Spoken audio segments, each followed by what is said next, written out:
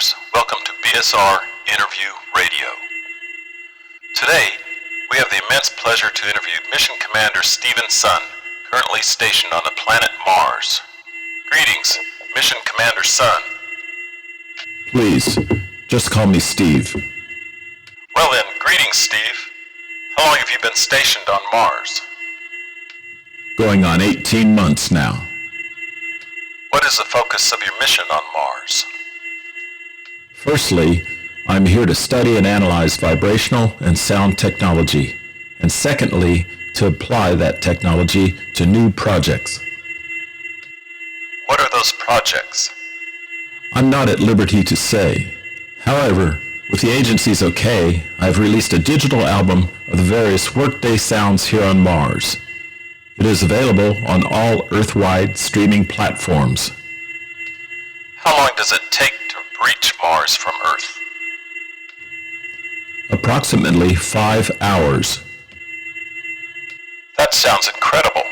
It used to take months to get there. How is this possible?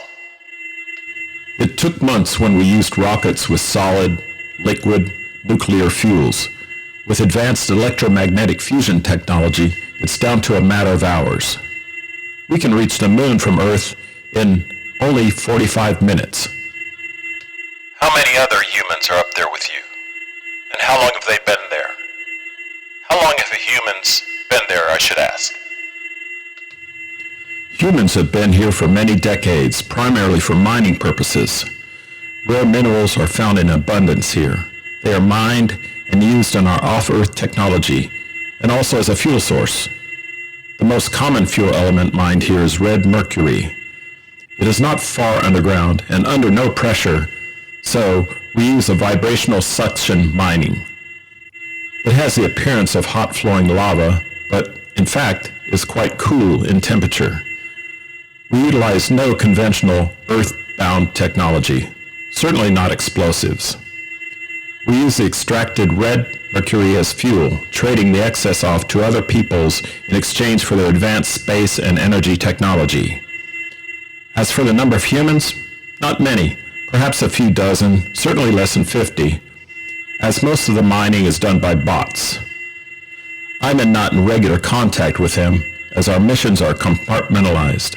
Humans are here just to oversee the mining operations. Bots do all of the work. You mentioned other peoples. Who are they? I am not at liberty to say. What about the wild temperature swings and the radiation and food and water? How does that all work on Mars? Well, just think of Eric the Red and the Greenland-Iceland switcheroo. We allow people to believe that the radiation is quite intense. The atmosphere is poisonous, and there is no life here on Mars, which is quite opposite the truth. Radiation is minuscule, food does grow here, there is native life here, and there are plenty of lakes and rivers here, some above the surface, some below. I notice you're wearing a spacesuit. It appears not quite as substantial as the spacesuits that our NASA astronauts currently are depicted as wearing. How do you explain that? Well, remember the $1,200 bolt and the $12,000 toilet manufacturers used to charge the government in early space exploration? That should explain everything. The suit I'm wearing was purchased online, on Earth, and cost approximately $30. So you see, when these suits actually cost $30, and you're billing the American public for $12 million per suit, it allows for all of that excess money to be channeled into the parallel Space Force that is run separately from NASA. It is a joint venture between the government and a select few large aerospace and mining corporations on Earth. We really don't need spacesuits or helmets up here. The air in the atmosphere is highly breathable and is naturally chelated oxygen, so it easily absorbs into the lungs. The atmosphere here reminds me most of that atmosphere in Joshua Tree. Warm, sometimes hot days, followed by cool, sometimes cold nights. Often windy, but not overly so. Also, The backpack breather systems you see on the astronauts are not real. They're empty. Astronauts use them to store snacks and personal items. In fact, I converted mine into a giant bong. Mum's the word. And your patches? Yes, they're a nod to the manufacturers of my equipment. Kudos to them. Zahn, Korg, Fender, Sweetwater. Life on Mars, you said? Yes, the most abundant life form are the large red spiders, which is interesting because for hundreds of years, humans have written of spiders on Mars. They're large in size, with grapefruit-sized bodies perched 1 meter high on long spindly legs. They're quite benign in temperament. They feed mostly on the small life forms that live in the sand, such as sand fleas, sand lice. There are also large worm creatures that stay beneath the surface. Occasionally you will see them above ground when they are feasting on our compost piles. I've befriended one red spider. I call him Jerry. We get along very well. He's funny, always goofing around. There are also many dragonflies here, red in color and benign. There are no dangerous creatures here on Mars, except for us humans. The one thing about the spiders, though, they poop all the time, and their poop resembles those round rocks here on Mars, so you have to watch when you're out walking. It does collect in the rover tires, and we have to clean that off occasionally. Your sound gear appears to be mostly analog in nature. How is that so, given that most technology is now digital? They allowed me to bring 150 kilos of my own gear, and I'm most comfortable using analog gear with some digital interface. It aids me in reproducing and mimicking the vibrational environment here on Mars. The base resonance corresponds to 528 hertz. About the food and water, how is it grown and collected there on Mars? Well, the water is quite abundant, and it's no big deal collecting and storing all that. Food is grown not in shelters as most sci-fi movies depict, but actually out in the open, as the atmosphere is fine here.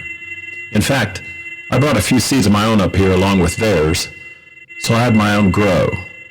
I'm calling it Sun on Mars OG. It's a mix of Gorilla Glue 4 and strawberry Skittles. The buds get really huge, approximately 1 meter in length and half that in width. I transport the harvested buds using the Mars rover. Again, mum's the word. So, the gravity is acceptable? Yes, very. It's lighter here on Earth. So where on Earth I could bound perhaps 3 feet, here I can easily bound 30 feet. They brought a high jumper up here about a year ago. Her name was Maria Lasitskina. On Earth, she was jumping around 7 feet. Up here, with a 2-step approach, she cleared 72 feet. We used laser beams as the standards to measure the height.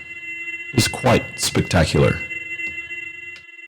Given that Mars is so distant from Earth, how is it so that my communication with you is almost instantaneous?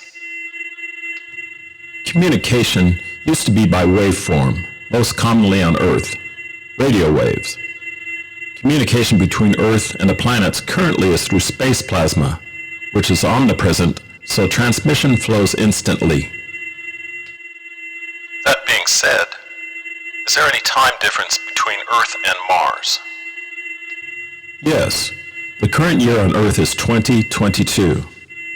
Well, here on Mars, it is 2030. We are 8 years ahead of Earth, time-wise. So, can you tell me future events on Earth post-2022? For example, the 2024 American presidential election. Who wins? That's easy. The idiot wins. I did release a book covering the future years on Earth leading up to 2030 Earth time. It is called The NOM, N-O-M. Things do get chaotic down there. In fact, that period is called the chaos, and it occurs from 2027 to 2030 Earth time. It's available on Amazon Kindle for free. this is all the time we've been allotted. So until next time, our next interview, enjoy your days on Mars, Commander Steve. Thank you. It's been a pleasure. As a note, Commander Sunn's book is titled The Nom. It is available on Amazon, free through Kindle. The name of his album release is titled A Day on Mars and consists of 20 different vignettes of everyday life that he experiences on Mars. Good day. Thank you for your continued support. This is BSR Interview